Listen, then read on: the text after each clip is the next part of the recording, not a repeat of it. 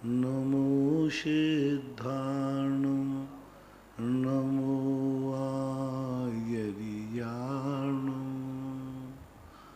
नमो वज्रायाणं नमो लोये सवशाहूणम्।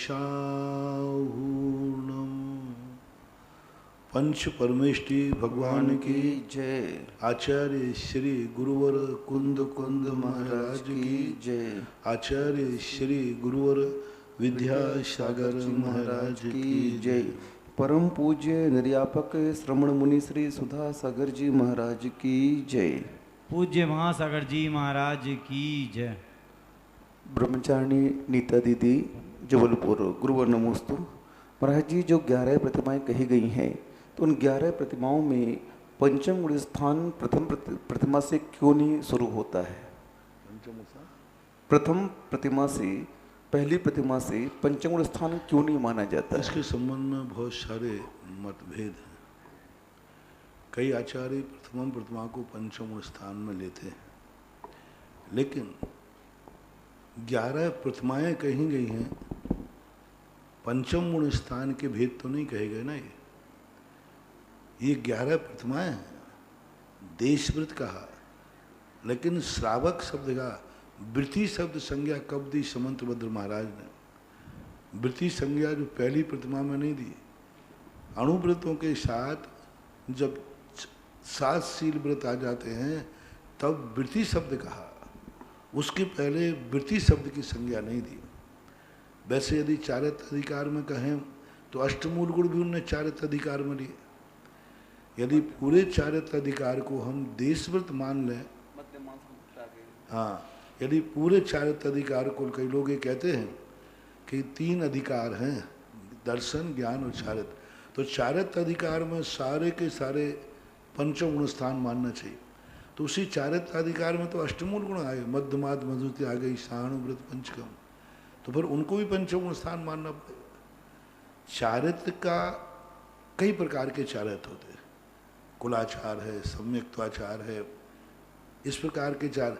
लेकिन वृत्ति संज्ञा कब से दी, उस महत्वपूर्ण स्थान को देखें। 11 भेद किए कि 25 भेद किए, वो तो अपने ऊपर है, लेकिन वृत्ति संज्ञा जहाँ से दी होगी बस वहीं से गुण स्थान देश व्रत का मानना चाहिए। समंतभद्र महाराज ने रत्नगण श्रावकाचार में देखो, वृत्ति संज्ञा श्रावक के ये 11 भेद हैं, कोई संदेह नहीं, लेकिन वृत्ति के 11 भेद नहीं कहे। इन दोनों का भेद करके यदि आप समझोगे तो आपको श्रावक के 11 भेद में कोई संदेह नहीं है, लेकिन वृत्ति के 11 भेद नहीं कहे गए। इसको दृष्टिकोण रख के देखो तो शायद इस अंतर को अपन को समझ में आ जाएगा। तो महाराज जी, जैसे कोई प्रतिमा लेता है तो उसे दूसरी प्रतिमा लेना पड़ेगा, तभी वो वृत्ति कहलाएगा। वृत्ति संज्ञा तभी है जब वो दूसरी प्रतिमा, और पहली प्रतिमा में वृत्ति नहीं है, श्रावक है। नहीं तो पंचम गुण स्थान मूल है महाराज जी। मूल उसको व्रत संज्ञा से वृत्ति कहते हैं, देश वृत्ति सही, लेकिन वृत्ति संज्ञा मिलती है पंचम गुण स्थान से, 2 प्रतिमा से, 2 प्रतिमा 12 व्रतों से। तो 12 का स्वरूप क्या है महाराज जी? 12 व्रतों का स्वरूप क्या है जो प्रतिमा लेता है? 5 अणुव्रत, 4 से शिक्षा व्रत और 3 गुण व्रत है। उनका विस्तार से वर्णन बहुत बार बता चुके। पहली बात तो सबसे बड़ा 5 अणुव्रत लेना जरूरी है। उसके सब भेद आपको सबको मालूम है। संकल्प हिंसा का त्याग, संकल्प झूठ का त्याग, दूसरे की दी वस्तु को चोरी नहीं करना बिना दिए, अब्रह्म सुधार संतोष व्रत आदि, और परिग्रह प्रमाण, सबसे बड़ा परिग्रह प्रमाण देश व्रत, दिग्व्रत देश व्रत। दिग्व्रत में सारी सीमाएं बांध देना, यम रूप में जिंदगी में हम इस दिशाओं में इतना नहीं जाएंगे, प्रतिदिन नियम लेना कि आज हम इतना जाएंगे, अनर्थ दंड व्यर्थ की क्रियाएं नहीं करना। सल्लेखना में आता है सामयिक, पुरुषोपवास, भोगोपभोग, परिमाणातिक्रम, इस प्रकार अतिथि संभवाग, जब कोई वृत्ति त्यागी वृत्ति आए उनको भोजन करा के भोजन करना, दोनों टाइम सामयिक करना। अष्टमी 14 को अपनी शक्ति प्रमाण एकासन उपवास करना, और सल्लेखना, और सल्लेखना भोगोपभोग अलग अलग रूप मानते हैं, तो सल्लेखना की तैयारी करना, भोग उपभोग वस्तुओं का परिमाण करना। इस प्रकार के ये जो 12 व्रत हैं, इनको अंगीकार करना चाहिए। महाराज जी, कई महाराज जी बोरिंग के पानी को लेकर के प्रतिमा का स्वरूप कह देते हैं। इस संबंध में कुछ हम नहीं कह सकते हैं, क्योंकि दोनों तरफ बड़ी समस्या हो रही है। एक और बिलछानी नहीं तो व्रत कैसा। त्रिशि हिंसा का विनाश है, निश्चित है, और भक्षण का दोष भी आ रहा है। दूसरी ओर आज की परिस्थितियों में एक छोटे से पानी के कारण से कितने लोग और व्रत और पाप से तो बने, गुणस्थान बने या नहीं बने, लेकिन हम पाप से तो बहुत बचते हैं। तो आज के समय पर अपन इन दोनों प्रसंगों को ज़्यादा डिस्कशन ना करें तो ही अच्छा है। एक और कुआं है और एक और खाई। आज मंदिर बंद हो जाएंगे यदि हम कुआं की बात करें तो। आज कुएं है ही नहीं, मंदिरों में अभिषेक बंद, मंदिर ही बंद हो जाए, क्या पानी है ही नहीं, जल है ही नहीं। आज बड़े बड़े शहरों में देखो 50-50 किलोमीटर तक कुएं है ही नहीं, खत्म ही है, पानी नहीं है, जमीन का 400-500 फीट नीचे पानी है। तो अब इन परिस्थितियों को देखते हुए बस मैं तो यही कहूँगा, जो लोग इसको मार्ग मानते हैं कि बोरिंग का पानी अच्छा है, वो गलत है। ये मानो बोरिंग का पानी हमारी मजबूरी है। मेरा एक हमेशा सिद्धांत रहा है, मैं कभी छूट को या अपवाद मार्ग का विरोधी नहीं हूँ। मैं अपवाद मार्ग को मैं तो बहुत छूट देता हूँ, मजबूरी में तो बहुत छूट देता हूँ। बस शर्त एक है कि उसको मजबूरी ही मानना। आज 16 कारण व्रत चल रहे हैं किसी को एकदम परिस्थिति ऐसी आ जाए, प्रतिमाधारी नहीं है, गृहस्थ है, 16 कारण व्रत चल रहा है, और उसको कोरोना आ जाए और डॉक्टर कहे कि आपको मेरी दवाई लेना पड़ेगी और या फिर नहीं लोगे तो आपको मरना निश्चित है। अब मेरे पास कोई प्रश्न लेके कहे तो मैं क्या करूँगा? उम्र पूरी है नहीं, अभी मरण लायक नहीं है, और यदि 2 गोली खा लेता है तो बच जाएगा, और नहीं बचता है तो फिर मर जाएगा। मुझे क्या करना चाहिए? आवृत्ति है, 16 कारण कर रहा है, तो 16 कारण क्या प्राण लेने के लिए है क्या? मरने के लिए है क्या? अलवर के अंदर 10 उपवास में 13वां एक उपवास बाकी था। 10वें उपवास, 9वें उपवास में शाम को, रात में, 13 की रात में उसकी तबीयत बिगड़ गई। ग्रस्त था, कोई साधु त्यागी वृत्ति था नहीं, शिवरात्रि था। अब वो कहता नहीं मैं तो मर जाऊंगा लेकिन 10 उपवास तो मैं करूंगा।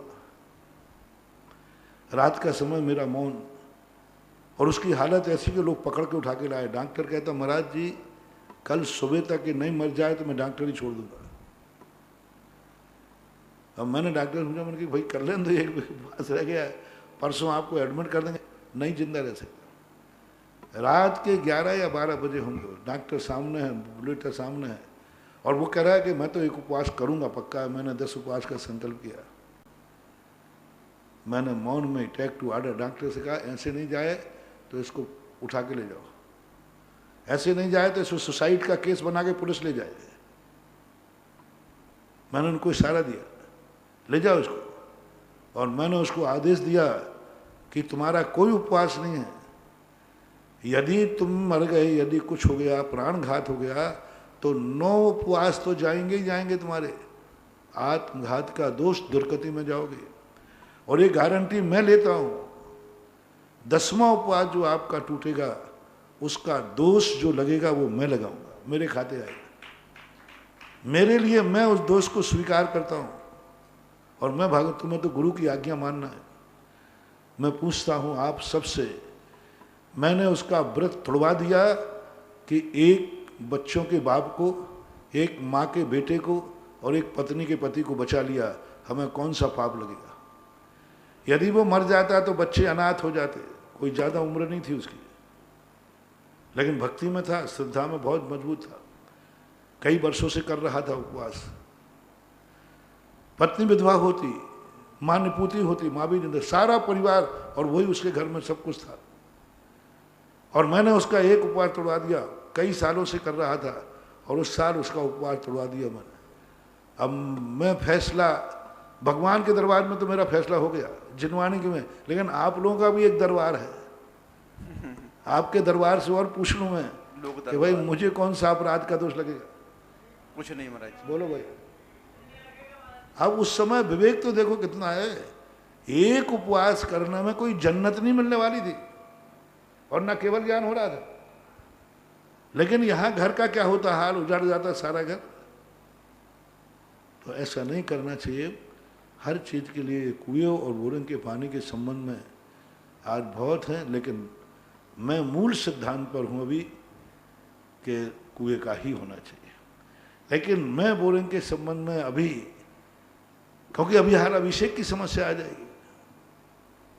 बचो, जितना बच सको उतना बचो, और फिर गलती करना पड़े तो गलती को गलती मानकर करो कि ये कार्य नहीं करने योग्य है, लेकिन मुझे मजबूरी में करना पड़ रहा है।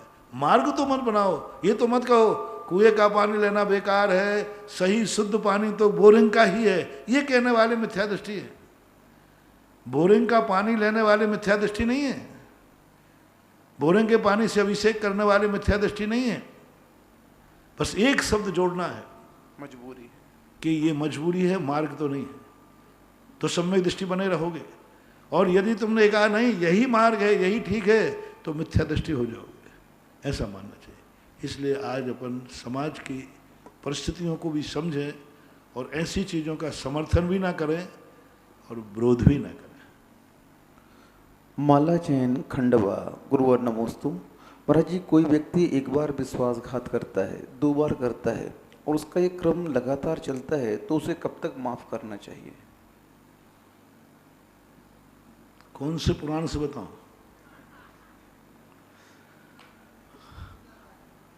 सुधा सागर पुराण से। तो पारसनाथ के पुराण में तो 10 भाव तक माफ करना चाहिए। पारसनाथ पुराण तो यही कहता है। अब सुधा सागर पुराण ये कहता है जब तक चले तब तक चलाना चाहिए। जब तक स्वयं के संक्लेश परिणाम, धर्म का नाश न हो, तब तक चलाना चाहिए। फिर तीसरे नंबर पर नहीं चलता है तो सामने वाले के सामने से उसको हटाने की अपेक्षा स्वयं हट जाना चाहिए। यदि सहन नहीं हो रहा है तो उसको मत हटाओ, उसको बुरा मत करो, स्वयं वहां से हट जाइए। माध्यस्थ भावम विपरीत वित्यो। और दूसरी बात है दोषवादे च मौनम। और क्या कर सकते हैं, क्या करोगे? लड़ाई भिड़ाई करो, उसको अपन निपटाएं, वो अपन को निपटाए। ये है गलतियों के लिए। और नैतिक दृष्टि से एक बार गलती माफ कर दी, 2 बार गलती, तीसरी बार में फिर ग्रस्त यदि है तो कहते बेटा आजा बेटा मैदान में, अब तो 3 बार हो गया, अब चौथी बार में तो ठीक है। कैसे माफ करने के उदाहरण ऐसे दिए। हमारे भारत के राजनेता तक ऐसे हुए। 16 बार पृथ्वीराज चौहान ने अपने दुश्मन को माफ किया। 16 बार,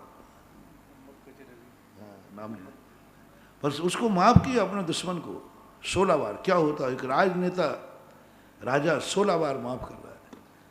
तो अपनी शक्ति के ऊपर है, इसको अपन कितना सहन कर सकते। प्रियांशु जैन तेदुखेड़ा, गुरुवर नमोस्तु। महाराज जी, इनकी जिज्ञासा है कि हमारी वेदी कमजोर है और हमें भगवान का प्रक्षालन करना, भजन करना है वेदी का, तो क्या मूल नायक को उठा करके हम कर सकते हैं प्रक्षालन? क्यों? मंजन वेदी कमजोर है। मंजन के लिए संकल्प पूर्वक, बड़ी सावधानी पूर्वक, बहुत सावधानी पूर्वक उठाना चाहिए। मूल नायक को महाराज जी, मूल नायक उठा सकते हैं? ठीक है। यदि मान लो सफाई करना है, कुछ करना है, वहाँ करना संभव नहीं है तो बड़े संकल्प पूर्वक विधान करके आप भगवान के श्रीफल चढ़ा कर वहाँ श्रीफल रख के रखना, और फिर उसके बाद शांति विधान जरूर करना चाहिए। एक कोई विधान जरूर कर लेना चाहिए भगवान को उठाने के एक मजबूरी का। पीयूष जैन समनापुर रहली, गुरुवर नमोस्तु। महाराज जी, इनकी जिज्ञासा है कि पृथ्वी का एक जीव का आकार कैसा होता है? नाना आकार, उनका कोई आकार नहीं होता है। अनिर्दिष्ट संतान, एक इंद्रिय जीवों का कोई आकार, किसी भी जीव का आकार नहीं। मात्र कुछ जीवों के संबंध में ऐसे मिलते हैं जिनके आकारों के संबंध में कोई, जैसे पृथ्वी का है, प्रत्येक पृथ्वी का है, उनके संबंध में कुछ उदाहरण मिलते हैं कि पृथ्वी का आकार ऐसा कछुए के आकार का, मसूरी के समान होता है, ऐसे कुछ मिलते हैं, लेकिन कोई ठोस आकार ऐसा वर्णन नहीं। अंशुल जैन सतना गुरुवर नमोस्तु। महाराज जी, एक पुण्य होता है, एक सातिशय पुण्य होता है, तो सातिशय पुण्य का बंध कैसे होता है? हाँ? एक सामान्य पुण्य होता है, एक सातिशय पुण्य का बंध होता है जो पुण्य की क्रिया कर्म क्षय के लिए करता है, मोक्ष मार्ग के लिए करता है, उस समय जो और तीसरा जो पुण्यबंध के लिए क्रिया नहीं करता है, शर्त है मोक्ष के लिए, कर्म के क्षय के लिए पुण्यबंध करना उसका अभिप्राय नहीं है, उसको सातिशय पुण्यबंध होता है, वो संसार में प्रवेश कराने वाला नहीं होता है। पुण्य के लिए एक दिन मैंने कहा था ना, जैन आगम में एक भी क्रिया पुण्य कर्म के लिए नहीं लिखी। मैंने तो जितनी पढ़ी हैं, गृहस्थों से लेकर के सभी क्रियाएं कर्म निर्जा के लिए, तत्व की प्राप्ति के लिए, मोक्ष की प्राप्ति के लिए। मैंने उदाहरण दिया ना, अभिषेक तक की क्रिया पूरे मांगनंदी महाराज ने एक भी क्रिया में सब में यही कहा, कलमश को धोने के लिए मैं अभिषेक कर रहा हूं।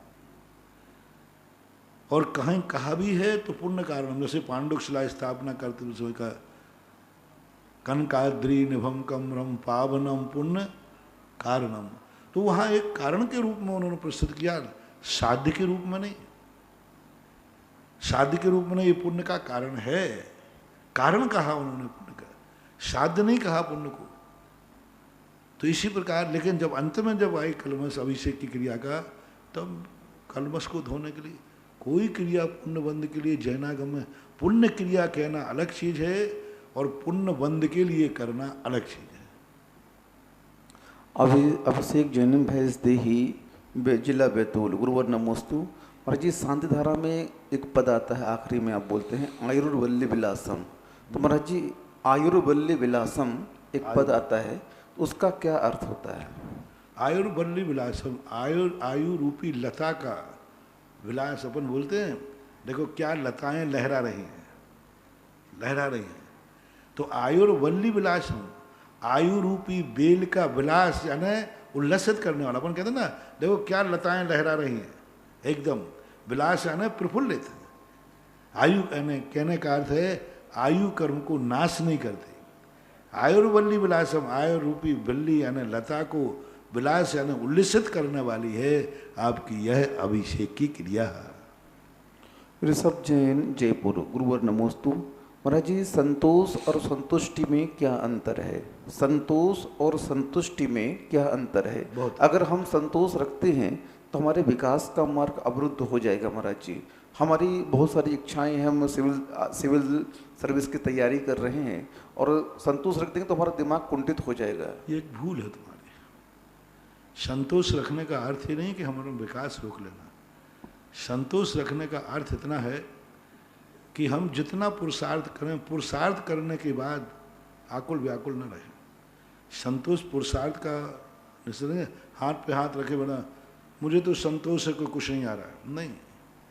संतोष का अर्थ है कि पूरा पुरुषार्थ लगने के बाद जितना मिला है उसमें संतोष करना, चिंता से मुक्त होना। अब जब तुमने सिर से पहाड़ फोड़ लिया, सारी मेहनत कर ली, तो अब तो संतोष रखो।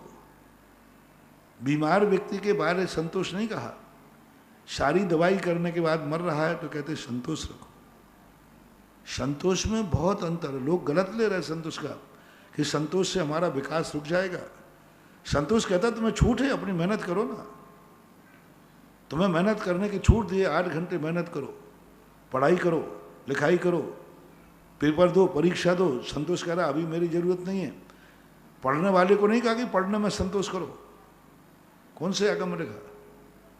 कहाँ लिखा कि कमाने में संतोष करो? कहाँ लिखा कि तुम कोई भी क्रिया में संतोष करो? संतोष की परिभाषा है जब तुम सारे पुरुषार्थ करके पूरा करके जितना पाया है, अब आकुल व्याकुल मत करो, जो मिला है उसमें संतोष करो। संतोष की लोगों ने परिभाषा बदल करके छोड़ देगा। यदि संतोष कर लिया तो फिर हम पढ़ लिख नहीं पाएंगे, हमारा विकास रुक जाएगा। परिभाषा ही तुमने गलत समझ। संतोष की परिभाषा है पुरुषार्थ करने से चूको मत, पुरुषार्थ करने के बाद रो मत। पुरुषार्थ करने से चूको मत और पुरुषार्थ करने के बाद फिर रो मत। पुरुषार्थ के बाद संतोष का नंबर है। और संतुष्टि का अर्थ अलग होता है। संतुष्टि का अर्थ है जो हमें चाहिए था वो मिल गया। तुष्टि का अर्थ है तृप्ति। संतोष में तृप्ति नहीं है, चाहिए तो बहुत था लेकिन नहीं मिल पाया, फिर भी हमें संतोष है। संतुष्टि तो अर्थ होता है जो चाहिए था वो प्राप्त हो गया। दीपिका जैन, दीनदयाल नगर, मकरोनिया सागर। गुरुवर नमोस्तु। महाराज जी, इनकी जिज्ञासा है कि भगवान की दिव्य ध्वनि जब खिरती है तो तीर्थंकरों गणधरों का होना आवश्यक क्यों है? बिना गणधर के तीर्थंकर की ध्वनि क्यों नहीं खिरती? दो मत। एक मत ये भी है कि बिना उसकी खिर जाती है। अभी तक किसी आगम में हमें देखने में नहीं आया कि दिव्य ध्वनि के लिए गणधर परमेष्टि की अनिवार्यता है। ऐसा वाक्य कहीं देखने में नहीं आया। ये बात अलग है कि भगवान की ध्वनि गणधर परमेष्टि की उपस्थिति के बाद ही बहुतायत खिलती है। प्राय तीर्थंकरों की गणधर परमेष्टि की उपस्थिति हुई है, लेकिन यही अपवाद है। वृषभसेन ने दीक्षा बहुत बाद में ली थी, लेकिन भगवान की ध्वनि तो बहुत पहले चालू हुई थी। वृषभसेन तो भरत चक्रवर्ती के भाइयों में थे, ऋषभदेव के पुत्र थे।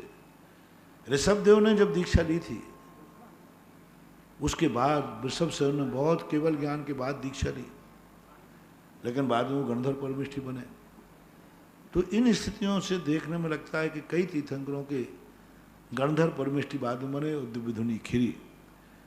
महावीर स्वामी की घटना से यह नियत निकाल लिया, काकताली न्याय समझो या नियोग समझो, कि गणधर परमेष्टि के अभाव में ध्वनि नहीं खिली और उनके आते ही खिरना चालू हो गई।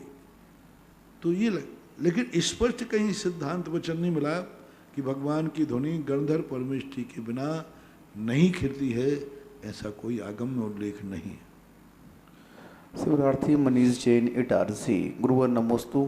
महाराज जी ये कह रहे हैं कि हम लोग बहुत पुण्यहीन हैं कि शिविर में नहीं आ पाए, क्योंकि सबसे शिविर का मूल कार्यक्रम जो आपके माध्यम से पूरे 3,3200 शिवरार्थियों के ऊपर जो गंधोदक लगाया जाता था, महाराज जी हम लोग उससे इस बार वंचित रह गए। तो महाराज जी इसकी भरपाई हम लोग कैसे कर पाएँ? इसकी भरपाई हम कल करेंगे। आपको कल पूरे भारतवर्ष के लिए मैं गंधोदक लगाऊंगा। तुम 3,000 को कहते हो, मैं जितने लोग हैं सबको गंधोदक लगाऊंगा। अब वो लगाने की विधि होगी एक ऐसी, क्योंकि हमारे यहाँ एक चमत्कारी घटना है। आज तक किसी ने कहा महाराज आपके जैन दर्शन में चमत्कारी घटना क्या है? कोई ऐसा बनाओ जो हमें समझ में आ जाए। फिर वो मत सुनाना, मैंने सुन की वो कहानी मत सुनाना। मैंने कि नहीं सुनाऊंगा। ऐसी चमत्कारी घटना सुनाओ किसी से। मैंने कि आज तक ये सब कुछ मानते हैं और मेरे हाथ से गंधोदक लेने में अवभाग्य मानते हैं। जो जो मेरे हाथ के गंधोदक से अवभाग्य मानते हैं, ये हाथ आज उन तक के लिए है। मत सिर मेरा है और फल भक्तों के लिए होना चाहिए। जैसे भगवान के अभिषेक में, तो कल सारे भारतवर्ष के लोगों को मैं गंधोदक दूंगा, हाथ में लेकर तुम्हारी साक्षी करूंगा और उसको सबकी तरफ से मैं अपने सिर में लगा लूंगा। और जैसे ही मेरे सिर में लगे तो तुम यही मान लेना महाराज का सिर में लग गया, हमारे सब सिर में आ गया। ये चमत्कार कल होने वाला है 3 बजे से 5 बजे के बीच में। बताते कि 3 से 5 प्रवचन होगा, फिर 4 बजे के बाद आपको कल भारतवर्ष से कल मैं बिजोलिया का नहीं लगाऊंगा। और ये ध्यान रखना, बिजोलिया के कोई लोग भीड़ यहाँ नहीं रहेगी। हम लोग अंदर वाले जो हैं यही भगवान को ले जाएंगे। गगन बिहारी में मौसम अच्छा रहा, अनुकूल रहा तो गगन बिहारी में हो जाएगा, मौसम प्रतिकूलता रही तो यहाँ कर लेंगे। जैसा भी रहेगा वैसा कल भारतवर्षीय कलशाभिषेक है, क्षमा वाणी का। वो तो कल 14 का था, 10 लाख क्षण पर्व के समापन उद्यापन पूर्णता का था। लेकिन कल जो होगा क्षमा वाणी का होगा। वार्षिक महोत्सव जो हर मंदिरों में मनाए जाते थे हमारे यहाँ, कहीं रथ निकलते थे, कहीं कुछ निकलते थे। इस बार ना तो रथ निकल पाएंगे ना कहीं कुछ निकल पाएंगे। जो कुछ भी है सब यहाँ, मात्र भीड़ यहाँ होगी नहीं, लेकिन कार्यक्रम पूरा होगा। कार्यक्रम ऐसा होगा कि जैसे भारतवर्ष की भीड़ उस कार्यक्रम में होगी, लेकिन अंदर कोई बाउंड्री के अंदर कोई भी व्यक्ति को किसी भी प्रकार का प्रवेश नहीं है। यहाँ के लोगों से मेरा, कई भारतवर्ष के लोगों से मेरा कहना है, यहाँ के कार्यक्रमों को देख के नकल ना करें। बहुत सारे लोग, हमारे महाराज लोग भी हमारे यहाँ की नकल कर रहे हैं। बोले महाराज जी के यहाँ तो सब कार्यक्रम चल रहे हैं, देखो पूजा भी चल रही है, पाठ भी चल रही है, सब टीवी पे देखते हैं ना, पूजा भी चल रही है, अभिषेक भी चल रहा है, सब चल रहा है। पर ये नहीं समझ रहे हैं कि यहाँ पर कोई नहीं है और सब कार्यक्रम चल रहे हैं। तो इन कार्यक्रमों की नकल करके वो सब जनता को बुला रहे थे, हमारे महाराज के यहाँ तो सब कार्यक्रम चल रहे, तुम भी आ जाओ। अरे भाई, हमारी नकल करते समय अकल रखो, 6 महीने से कोई बाहर ही नहीं निकला। नकल करने की अकल रखो। मैं कार्यक्रम तो सब कर रहा हूँ, लेकिन बाहर के लोगों को नहीं आने दे रहा हूँ। बिजोलिया तक के लोग बाउंड्री के अंदर नहीं आ सकते। मंदिर में आना तो दूर रही, मंदिर में आना तो दूर रही, बिजोलिया के लोगों को भी बाउंड्री के अंदर नहीं आने दे रहे। इसलिए नकल ऐसी मत करो। लोग यहाँ की नकल करके अभी मंदिरों में सबको गए, चलो 10 लाख क्षणों में विधान करते हैं, पूजा करते हैं, लोगों को सबको बुला के बैठा रहे। जो घरों में रह रहे हैं उनको मंदिर में आने का निषेध करो। जो मंदिर में रह रहे हैं वे मंदिर में रहें, जो घरों में रह रहे हैं वो घर में रहें। महाराज लोगों से भी मेरा निवेदन है कि घरों में रहने वाले लोगों को मंदिर में बुला करके कोई भी धार्मिक कार्यक्रम मत कराओ, मत कराओ, मत कराओ। जो घरों में रह रहे हैं उनको मंदिरों में मत आने दो, कार्यक्रम मत कराओ उनको। दर्शनों की व्यवस्था जो जिस ढंग से चल रही है, एक एक दो दो करके कर रहे हैं, कराओ, लेकिन बड़े बड़े कार्यक्रम, महोत्सव, जलसा आदि, विधान आदि मत करो। दर्शन कर रहे हैं, दर्शन के लिए जिस प्रकार की व्यवस्था बनाई जा रही है वो भी। और अभी इस समय पिक पर है, बहुत सावधानी। महाराज लोग ये ना सोचेंगे हम महाराज हमारी तपस्या से कोरोना डर जाएगा, कुछ नहीं डरने वाला है, कुछ नहीं डरने वाला है। एक भक्त ने पूरे इंदौर के हमारे संघ को हिला दिया, सबको। देखो, एक भक्त ने जबरदस्ती पहुंच गया, दिल्ली का भक्त था, अपने प्रभाव से घुस गया अंदर और जाकर के इतना कर दिया कि पूरा संघ, पूरे चौके खाली करना, 150 लोगों को बाहर निकालना पड़ा। तो ऐसी गलती ना करें आप लोग। आप लोग धर्म करने के लिए ना जाएं, धर्म से अधर्म हो रहा है। तो इस प्रकार की स्थितियों के लिए यहाँ भी एक स्थिति बनने वाली थी। वो तो यहाँ तो मैं क्या है कि थोड़ा क्वारंटाइन में हूँ, जिसको लेता हूँ पहले 5-7 दिन का 120 घंटे क्वारंटाइन कराता हूँ। मतलब कोरोना गुना से चल करके यहाँ बिजोलिया की सीमा तक आ गया था। हाँ, बिजोलिया क्षेत्र की जो बिल्कुल उस सीमा में प्रवेश कर गया था। बस एक कदम अंदर रहा था, एक कदम अंदर होता तो आज यहाँ भी बम विस्फोट हो गया होता। वो तो एक दिन की जागरूकता के कारण से, यदि ये क्वारंटाइन का स्कूल नहीं होता तो आज हम सब मुसीबत में पड़ गए होते। मेरा दर्शन करने वालों से कहना है, इस समय महाराजों के दर्शन करने मत जाओ, मत जाओ, मत जाओ। और मेरे पास भी कोई भी दर्शन करने मत आओ। मैंने आजकल दर्शन देना भी बंद कर दिए। पीछे ताला लग गया महाराज जी, सब तरफ से ताला। यहाँ कोई दर्शन करने नहीं आया, पीछे से, आगे से, कहीं से हो जाएगा, कहीं से नहीं होंगे। तुम्हारा दर्शन करना भी अब साधुओं के लिए, जिंदगी साधुओं की तपस्या में बाधक है। मत करो रे भक्तों, मत दिखाओ अपनी भक्ति, मत दिखाओ दादागिरी, मत दिखाओ अपना प्रभाव, और मत दिखाओ यहाँ पर कोई आने जाने की बातें। दर्शन के लिए बिल्कुल पाबंदी रखो। हम आपको हर कार्यक्रम टीवी पे दिखा रहे हैं, इसलिए दिखा रहे हैं। इतने बड़े बड़े कार्यक्रम हो रहे हैं, पंडाल खाली है। आप सुबह आके देखना, ये जितने लोग अभी बैठे हैं तो सब चौके में यहाँ शुद्ध होकर के रहते हैं, दूर दूर बैठे शुद्ध होकर के, शुद्ध हैं। बाहर का कोई एक व्यक्ति भी नहीं है। सुबह देख लो, हम लोग प्रवचन करते हैं, कोई भी पंडाल पूरा खाली है। और प्रवचन ऐसे चल रहे हैं जैसे हजारों की भीड़ भरी पड़ी हो। महाराज जी 4 साल में बहुत अच्छे प्रवचन सुनने मिले इस बार प्रदूषण में। और तुम सोचो पंडाल में कौन है? कोई नहीं। आप लोग नहीं हो इसलिए मेरे प्रवचन अच्छे हो रहे। नहीं तो आप लोग आते तो सारी एनर्जी तो आप लोगों में चली जाती, हम प्रवचन क्या करें? तो इसलिए सब लोग कल पूरे भारतवर्ष कोई सब मंदिरों के लोग अपने अपने मंदिरों में अभिषेक करते थे। कल मैं यहाँ से सबको अभिषेक, हाँ कल सबको मैं यहाँ से अभिषेक दिखाऊंगा और भगवान का पूरा बराबर जलसा में कोई नहीं होगा। रथ यहाँ से ले जा करके 4-5 लोग ले जाएंगे भगवान को और वहाँ अभिषेक करके आपको दिखा देंगे जैसा मौसम रहेगा। और आप लोग सब, और गंदोदक भी हम सबको देंगे, बोलेंगे बराबर, हम गंदोदक का मंत्र बोलेंगे और सब कहेंगे सारे भारत के गंदोदक मैं अपने सिर पर धारण करता हूँ, यह फल, और उसका फल मुझे नहीं मेरे भक्तों को मिले।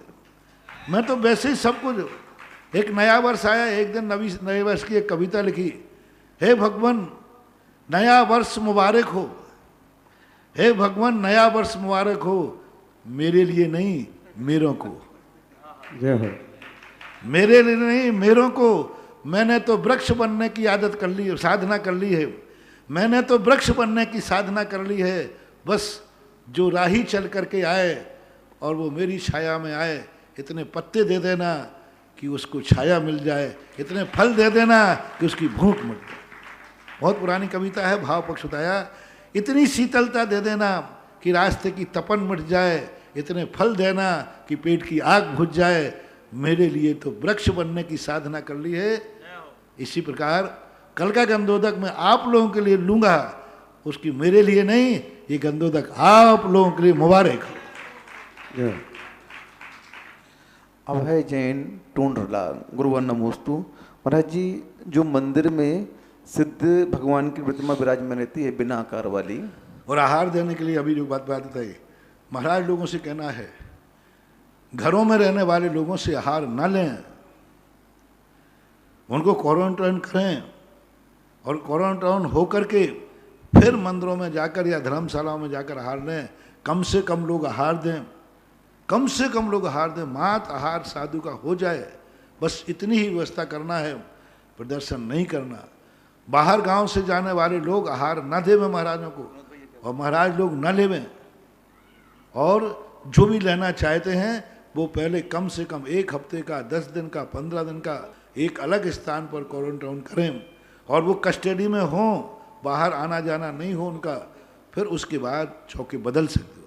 चौके बदलना भी है तो पहले से चौकों को लाकर क्वारंटाइन करो 10-15 दिन का, फिर उनको प्रैक्टिकल में लो। महाराज जी कुछ महाराज जी जो नगर में हैं वो घर घर जाकर के आहार ले रहे हैं और वहाँ पर जो श्रावक हैं बहुत भीड़ में आकर के आहार दे रहे हैं। ऐसी मेरे पास नहीं, नहीं बिल्कुल नहीं करना। महाराज लोग भी चेत जाएं, मत दिलेरी दिखाओ, मत दिलेरी दिखाओ, नहीं तो सारी हेकड़ी रखी रह जाएगी।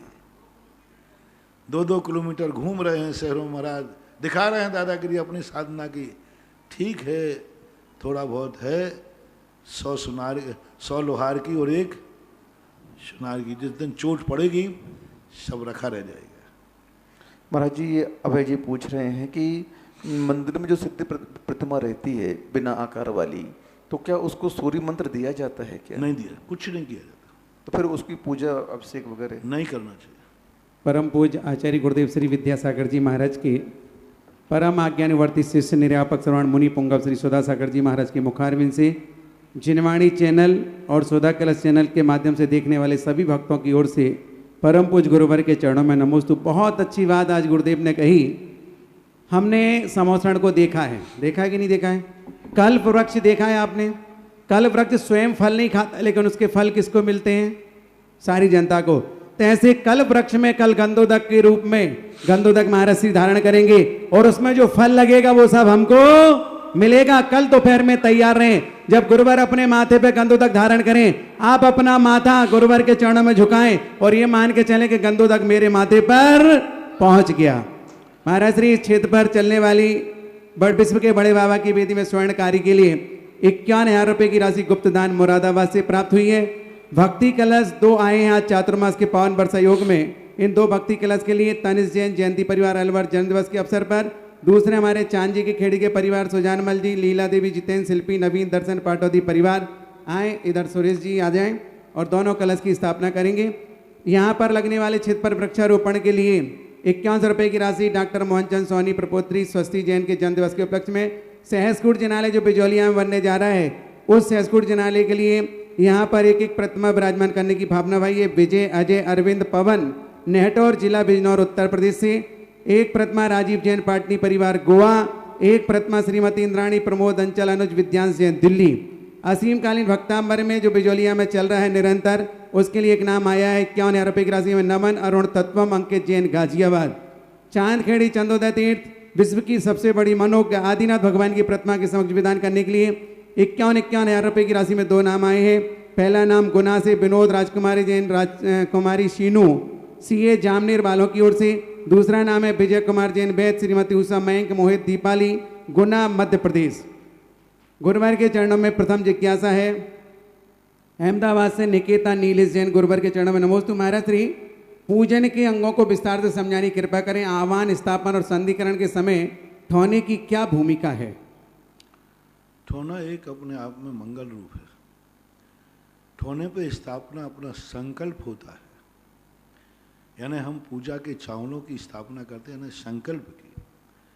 वे प्रतिष्ठित चावल नहीं है, उनमें भगवान की स्थापना नहीं है, क्योंकि स्थापना निक्षेप अलग चीज है और भगवान की स्थापना अलग चीज है। सामान्य स्थापना जो तदाकार अतदाकार के लोग दलील देते हैं, वो तो संकल्प मात्र है। मैंने इसको मान लिया कि महावीर स्वामी हैं, बस है, खत्म हो गए, अब कुछ की जरूरत नहीं है। एक गोटी को मान लिया कि वजीर है तो है, संकल्प मात्र। वो स्थापना यहाँ नहीं। जैन दर्शन में पूज्य स्थापना पंच कल्याणक पूर्वक होती है, प्राण प्रतिष्ठा होती है। उसमें प्राणों की प्रतिष्ठा नहीं हुई है, प्राणों का संकल्प हुआ है।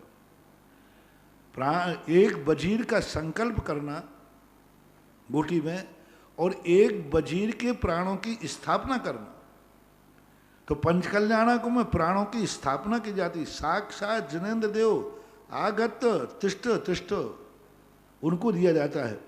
वो जो आटे का बकरा चलाया गया था उसमें प्राण प्रतिष्ठा की गई थी, मुर्गे में प्राण प्रतिष्ठा की गई थी।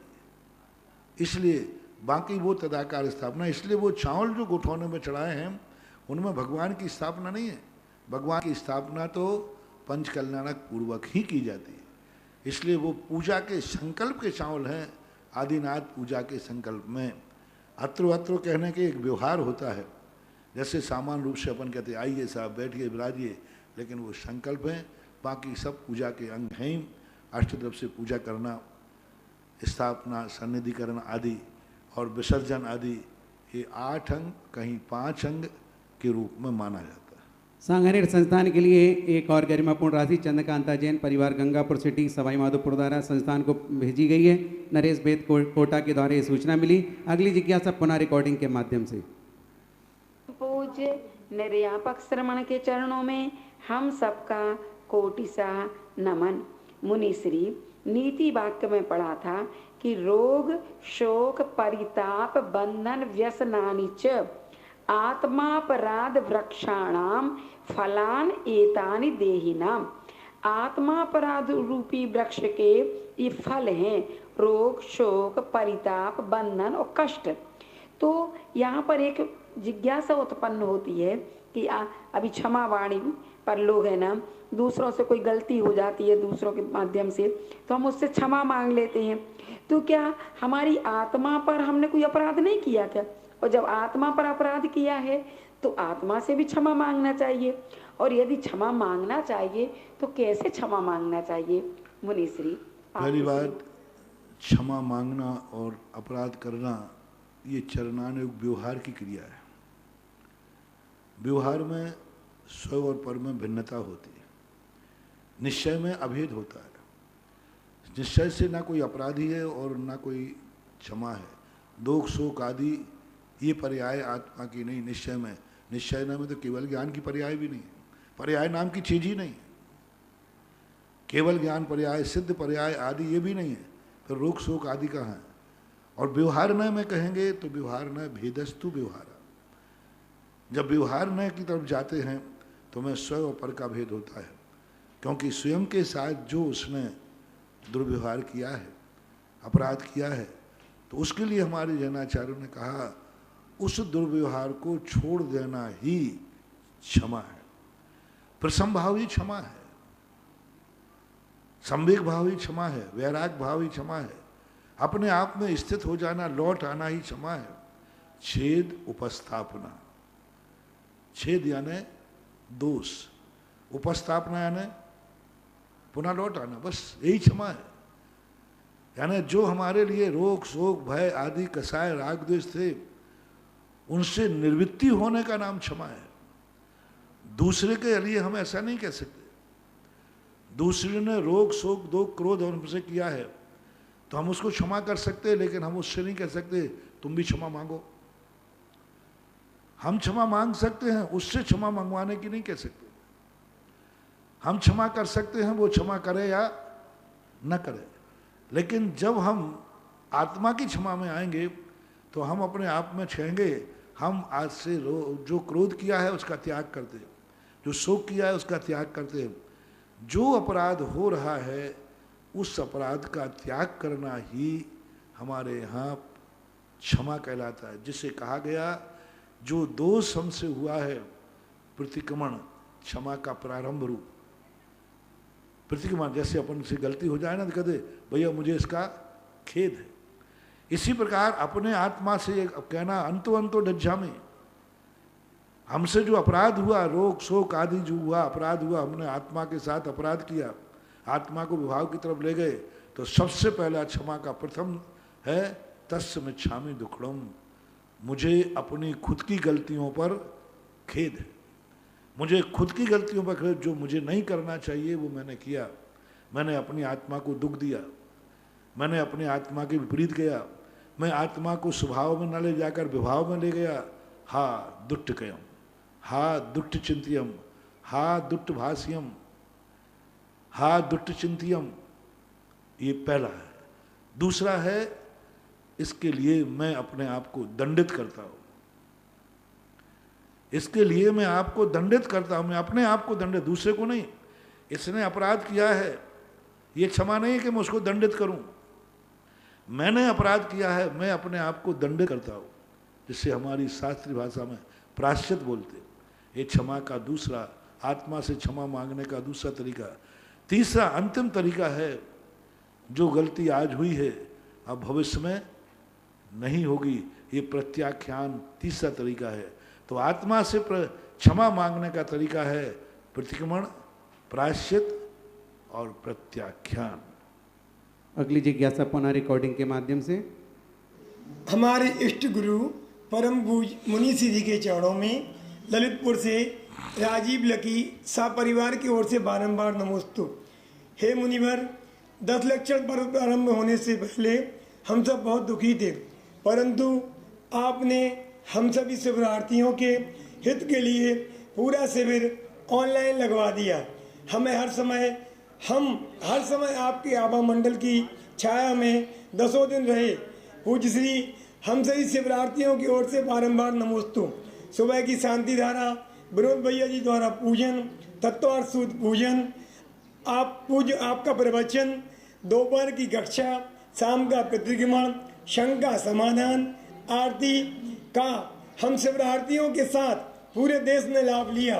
हे मुनिवर, आपके चरणों में कोटिसा वंदन करते हुए हमारी जिज्ञासा है कि हम सब शिविरार्थी ऑनलाइन शिविर में बैठे, ये हमारे शिविर का पूरा पुण्य हमें देगा या नहीं देगा, क्योंकि हमारा जीवन भर आपके 10 लक्षण में आपके शिविर में रहने का फिर संख्या जो सभी लोग जिज्ञासाओं से कहना है, छोटी जिज्ञासा करें, आपको बराबर पुण्य मिलेगा। आपने जिस प्रकार की अनुमोदना, हमारे यहाँ मन से भी धर्म होता है, तो मन से शिविर में रहे हो तो तुम्हारा पुण्यवन तो निरंतर होता ही रहता है। मन से जो धर्म करता है वह काय यदि मजबूरी में फंस जाती है तो भी हमारे यहाँ अनुमोदना का धर्म होता है। सभी शिविरार्थी, मैंने पूरा, आप लोग थे कि नहीं पता नहीं, मैंने तो इस बार लाखों शिविरार्थी पंडाल में देखे। क्योंकि मैं इतने शिवरार्थियों से भरा हुआ, मैंने प्रवचन भी 3-4 हजार शिवरार्थियों को नहीं दिए। मेरे प्रवचन की दृष्टि थी कि इस समय लाखों लोग सुन रहे हैं, इसलिए जब तुम मन से यहाँ थे तो मैंने भी मन से तुम्हें आशीर्वाद दिया है और बराबर तुम्हारे खाते में जमा हुआ है, इतना जाना चाहिए। अगली जिज्ञासा पूज्य उत्तम सागर जी महाराज की। नमस्तु नमस्तु नमस्तु। हे मेरे भगवान, हे मेरे प्रभु, कोटि कोटि कोटि 3 योग और 3 भक्ति के साथ त्रिकाल नमस्तु नमस्तु नमस्तु।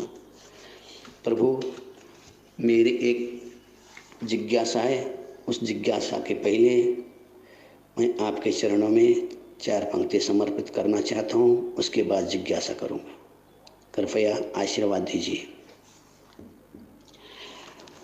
हे धर्म के धारी, हे क्षमा धर्म के धारी, हे क्षमा धर्म के धारी, मार्दव धर्म के महर्षि, मार्दव धर्म के महर्षि, आर्जव धर्म के अधिकारी, आर्जव धर्म के अधिकारी, शौच धर्म उपकारी, शौच धर्म के उपकारी, सत्य धर्म के प्रचारी, सत्य धर्म के प्रचारी, संयम धर्म के सवारी, संयम धर्म के सवारी, तप धर्म के हितकारी, तप धर्म के हितकारी, त्याग धर्म के अनगारी, त्याग धर्म के अनगारी, आकिंचन धर्म के आज्ञाकारी, आकिंचन्य धर्म के आज्ञाकारी, ब्रह्मचर्य धर्म के बाल ब्रह्मचारी, ब्रह्मचर्य धर्म के बाल ब्रह्मचारी, 10 धर्मों के भंडारी, 10 धर्मों के भंडारी। आप तो मेरे पूज्य राम, आप तो पूज्य मेरे राम, सकल गुणधारी, सकल गुणधारी। मैं आपका भक्त हनुमान, मैं आपका भक्त उत्तम हनुमान पुजारी, मैं आपका भक्त उत्तम हनुमान पुजारी। मेरी एक छोटी सी है जिज्ञासा, मेरी एक छोटी सी है जिज्ञासा, उसका उत्तर पाने मन में है अभिलाषा, उसका उत्तर पाने मन में है अभिलाषा। कृपया जिज्ञासा का समाधान करके, कृपया जिज्ञासा का समाधान करके पूर्ण करो मेरी मन की आशा, पूर्ण करो मेरी मन की आशा। तो भगवान, एक छोटा सा प्रश्न है, क्या अभय जीव संयम धारण करता है और 90 ग्रेवेक तक जाता है, तो उसका संयम किस कर्म के क्षयोपशम से होता है? उसका संयम किस कर्म के क्षयोपशम से होता है? क्या चारित्र मोहिनी कर्म के क्षयोपशम के लिए, क्या चारित्र मोहिनी कर्म के क्षयोपशम के लिए दर्शन मोहिनी कर्म की क्षयोपशम होना, दर्शन मोहिनी कर्म की क्षयोपशम होना अनिवार्य है? अभय को दर्शन मोहिनी कर्म का क्षयोपशम नहीं होता है, वो मिथ्या दृष्टि ही होता है। तो ये चारित्र उसने धारण किया है, ये चारित्र किस कर्म के उपशम क्षय से हुआ है? कृपया इसका समाधान करके मेरे आशा को पूर्ण कीजिए। उत्तम सागर के महाराज की शंका हो और वो भी हनुमान बन के करें, तो फिर हमें तो मौन बैठना ही पड़ेगा, सुनना ही पड़ेगा। क्योंकि भक्ति में भगवान भी बीच में नहीं टोक सकते। जय हो। और महाराज जी हैं तो महाराज जी तो महाराज जी होते हैं। बहुत अच्छी शंका की उन्होंने कि अभव्य को जो है चारित्र किस कर्म के उदय से होता है। स्पष्ट रूप से आगम में आया है कि जो द्रव्य चारित्र है यह किसी कर्म के क्षयोपशम से नहीं होता है, कसाई की मंदता से होता है। ज्ञानावरणी कर्म के क्षयोपशम से तो है नहीं, दर्शनावरणी के वीर्यांतराय कर्म का क्षयोपशम सबके साथ चलता है, वो तो है ही। लेकिन जो उसने संयम धारण किया, द्रव्य संयम, ये कसाई की मंदता का प्रतीक है। बिना संयम के कसाय अनंतानुबंधी इतनी मंद हो नहीं सकती कि वह 9वें ग्रेवेक में पैदा करा दे। इतनी मंद नहीं हो सकती। कसाय मंद होती है, मिथ्या दृष्टि की भी शुक्लेस्या होती है, लेकिन अनंतानुबंधी का सर्वोत्कृष्ट मंद परिणाम 9वें ग्रेविक में जाने वाले मुनि व्रत धारण करने वाले को होता है।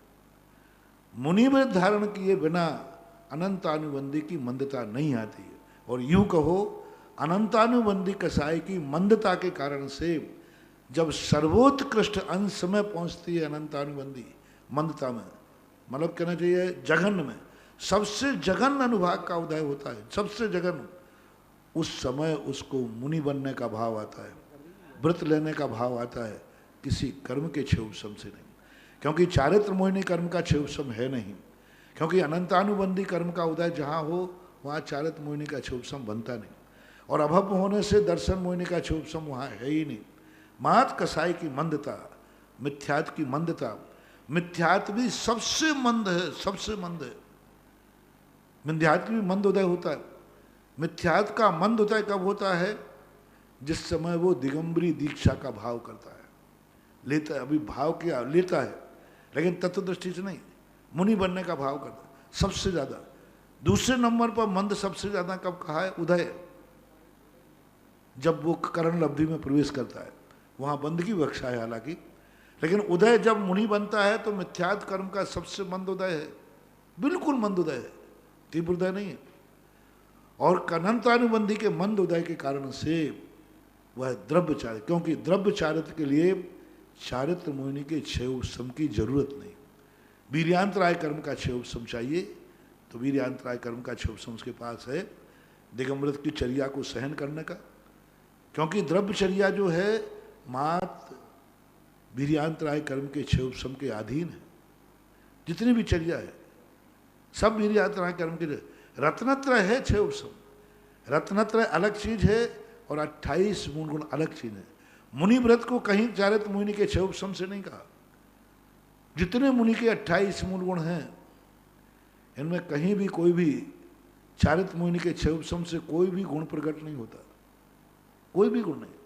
5 महाव्रत, जो और भी 7 शेष गुण, और भी षडावश्यक, पंच नरेंद्रोध, केशवंश आदि आदि सब क्रियाएं चारित्र मोहिनी कर्म के क्षयोपशम से नहीं है। चारित्र मोहिनी कर्म के क्षयोपशम से रत्नत्रय होता है, और 28 मूल गुण रत्नत्रय नहीं है। 28 मूल के बाद रत्नत्रय आता है। यूं कहना चाहिए घड़ा है 28 मूल गुण और घी है रत्नत्रय। मिथ्या दृष्टि के पास घड़ा तो है लेकिन घी नहीं है उसमें। घड़ा तो है, घड़ा तो वो ले सकता है, और घड़ा मिट्टी का होता है, घी का नहीं होता। घड़ा खाया नहीं जाता, मिट्टी के घड़ा का मिट्टी खाई नहीं जाती, घड़ा भी खाया नहीं जाता, घी खाया जाता है। इसलिए वो द्रव्य वृत्त धारण कर लेता है, मिट्टी का घड़ा है, उसको आनंद नहीं आता। मोक्ष मार्ग का पैन जे आत्म ज्ञान बिना सुख लेस न पावे, मुनिव्रत धार अनंत वार ग्रैविक उपजावे। क्योंकि उसका घड़ा तो है लेकिन मिट्टी का घड़ा है, घी के घड़े की संज्ञा को प्राप्त नहीं होता। इसलिए ऐसा मानना चाहिए। ऐसा शास्त्रों में द्रव्यलिंगी के संबंध में आता है, कसाई की मंदता का वर्णन मिलता है। अगली जिज्ञासा रिकॉर्डिंग के माध्यम से पूर्व श्रमण संस्कृति सांगानेर संस्थान के लिए 11 रुपए की राशि श्रीमती सुशीला जैन अजमेर। नमोस्तु महाराज जी। महाराज जी, मेरी एक जिज्ञासा है कि यदि मंदिर में शांति धारा का जो उच्चारण कर रहे हैं तो वो यदि नाश्ता करके आ रहे हैं या कोई ग्रस्त हैं तो क्या हमें उतना ही पुण्य मिलेगा जितना कि एक गुरु के मुख से शांति धारा बोलने पे लगता है? और यदि उस मंदिर में प्रतिमाधारी और व्रती लोग हैं या ब्रह्मचारी लोग हैं तो समाज द्वारा उनको प्राथमिकता देनी चाहिए क्या शांति धारा के उच्चारण करने के लिए? जिज्ञासा का समाधान करिए। पहली बात तो जैन दर्शन भावना प्रधान दर्शन है। दूसरा, पात्र की विशेषता होती है। वही शांति धारा या वही मंत्र गुरु के मुख से निकल रहा है तो गुरु के मुख में इतनी ताकत है कि वो जो शब्द निकाल दें वह मंत्र बन जाता है। अब विशेषता यदि नहीं होती तो अन्नम च गुरु उपदेशेण, पणती सोल छप्पन आदि सब कह दिया। पणती सोल छप्पन चौदुक मेघम जब छाया परमेठी वाच आड़म अन्नम च गुरु उपदेश। तो गुरु के उपदेश से जब, अब इस तुम्हारे लिए नहीं कहा कि तुम्हारे मुख से निकला हुआ शब्द, सच्चा गुरु है और उसके मुख से निकला हुआ जो शब्द है वही मंत्र है। तो इससे ही पता चलता है कि गुरु के मुख से निकला हुआ बहुत महत्व होता है।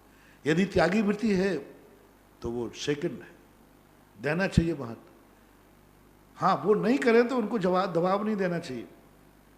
आप लोग ये मत समझे कि मुनि महाराज शांति धारा नहीं, जो मुनि महाराज नहीं करते हैं तो उनको दबाव नहीं देना चाहिए।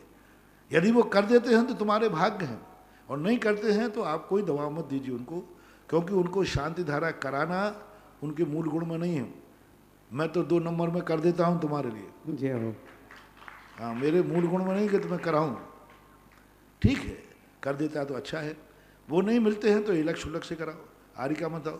ये नहीं मिलते हैं, यदि आपके ब्रह्मचारी ब्रह्मचारिणियाँ हैं तो उनसे कराने में यदि उनका उच्चारण है, यदि वो कर सकते हैं, करने में रुचि है, उस गंधोदक के प्रति श्रद्धा हो। पाठ पढ़ने से नहीं है, कई लोगों की श्रद्धा नहीं हो और उनसे पढ़वा लो, बहुत शुद्ध पढ़ेंगे, बिल्कुल शुद्ध पढ़ेंगे, लेकिन शांति धारा के प्रति श्रद्धा नहीं है। उनकी श्रद्धा है भीड़ के ऊपर, लोगों के ऊपर, कि चलो पढ़ेंगे तो ये सारे लोग मेरे भगत बन जाएंगे। इस कारण से करा रहा है तो मत कराना। ये देखो कि शांति धारा को पढ़ने वाला भी इस पर श्रद्धा रखता है कि नहीं, विश्वास रखता है कि क्या नहीं, क्या उसने अपने कभी प्रवचनों में वचनों में शांति धारा की प्रशंसा की है कि नहीं। यदि प्रशंसा नहीं की है तो फिर उससे पढ़वाने की कोई ज़रूरत नहीं, कोई कार्य नहीं हो। पढ़ने वाला वक्ता जो बोल रहा है उसके प्रति स्वयं श्रद्धा भाव, समर्पण भाव है कि नहीं। यदि ऐसा समर्पण भाव त्यागी वृत्ति का है तो उन त्यागी वृत्तियों से पढ़वाना चाहिए। अब वो पढ़ के नहीं जाने तो फिर आप लोग पढ़ लेना चाहिए। फर्क तो पड़ेगा, लेकिन भावना की मुख्यता होती है, ऐसा ध्यान रखें। अगली जिज्ञासा के पूर्व नंदराम भागचंद फर्म, अनिल जैन, सुनील जैन गुना के पूर्व अध्यक्ष, इन्होंने भी संस्थान के लिए 11 रुपये राशि देने की घोषणा की है। जिज्ञासा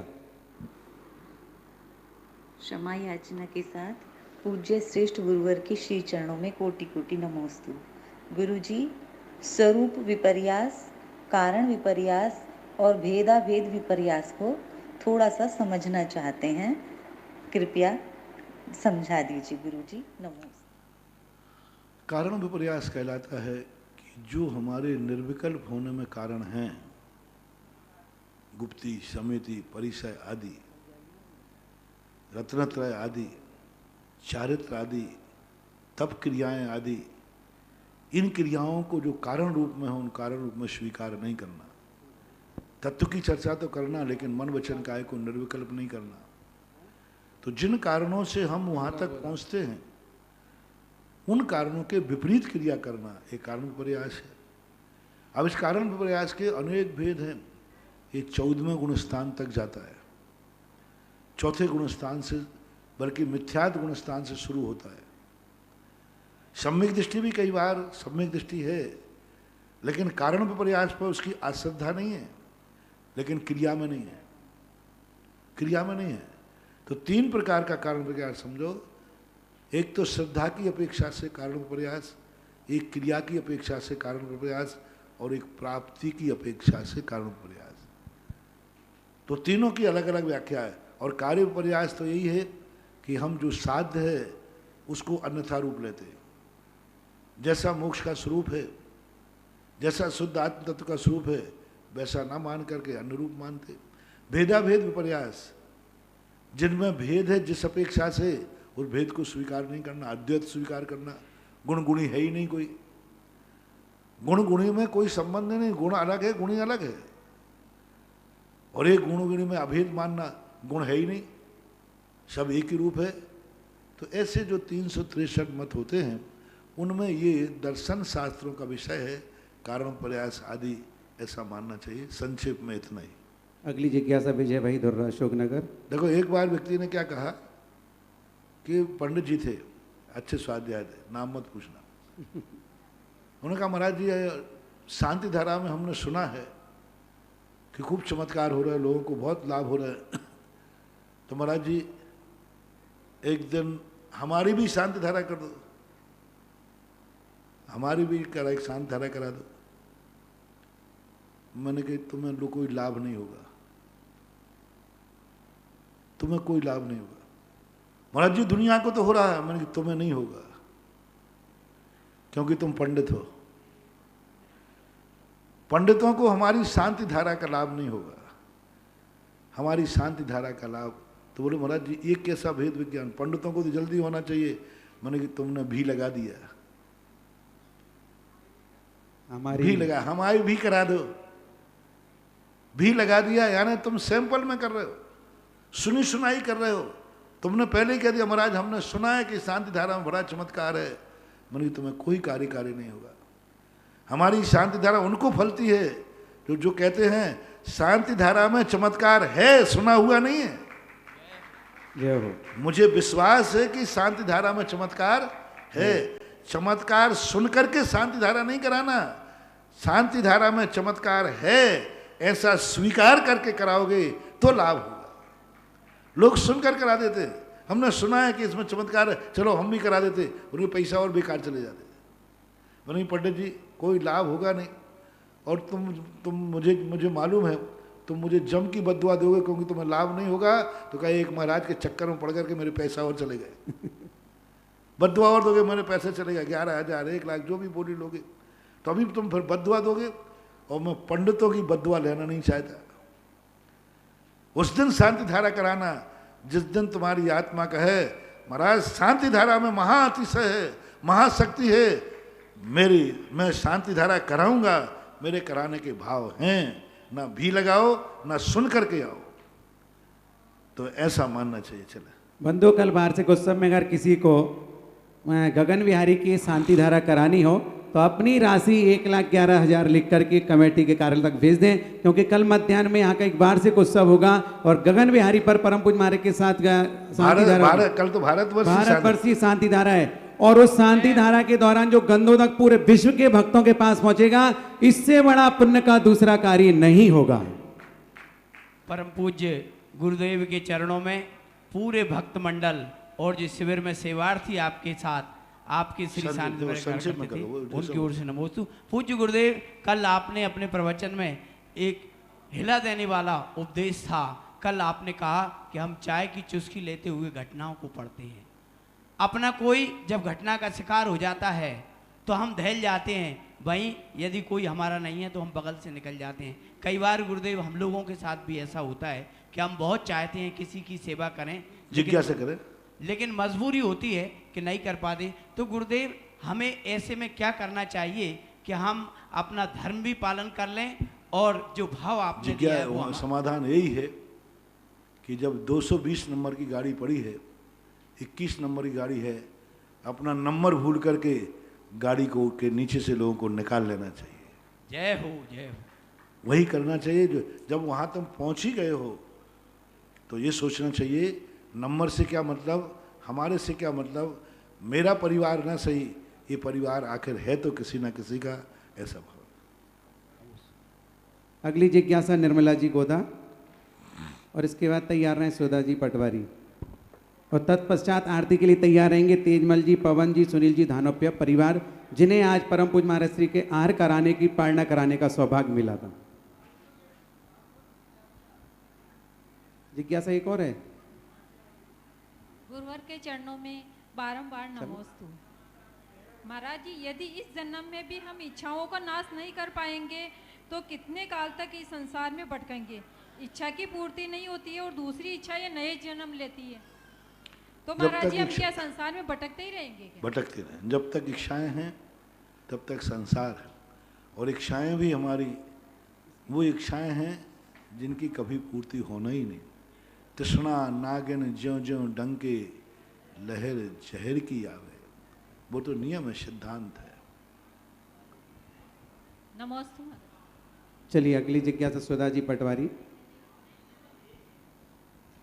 10 मिनट है। आरती कराने का भाव है उसका क्या हम लाइव में आरती कराएंगे। चलो ठीक है, फिर क्यों कर रहा जिज्ञासा? नहीं मिली जिज्ञासा? नहीं ठीक है, चलिए आइएगा आरती के लिए। कोई बात नहीं, आ जाए। विनोद भैया